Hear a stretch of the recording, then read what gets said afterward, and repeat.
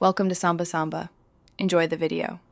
In this video, I will explain how to fix a broken zipper.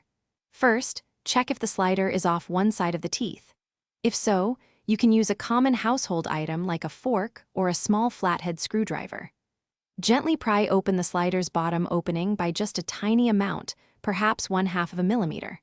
Then, carefully guide the slider back onto both sets of zipper teeth, ensuring they are perfectly aligned before closing the gap. Sometimes a zipper gets stuck and won't budge. A simple solution is lubrication. Take a graphite pencil and rub its tip along the zipper teeth or use a bar of soap. The goal is to create a smooth surface for the slider. After applying, gently work the slider up and down the track a few times. This helps distribute the lubricant and should free up the mechanism, allowing it to move smoothly again. When zipper teeth separate, it can seem like a major problem, but often it is fixable. Carefully examine the separated section. You can often gently pull the teeth back into alignment using just your fingers. For more stubborn areas, a small, flat object, such as a butter knife or a credit card edge, can help you nudge individual teeth back into their correct positions.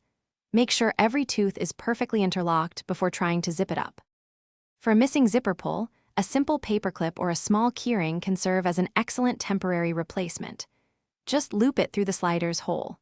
To prevent future issues, if you notice any fraying fabric near the zipper, apply a small amount of clear nail polish to seal it. Also, regularly cleaning your zipper teeth with a small brush helps prevent debris buildup, ensuring your zippers last much longer and function smoothly. Thanks for watching. Consider subscribing if we helped you.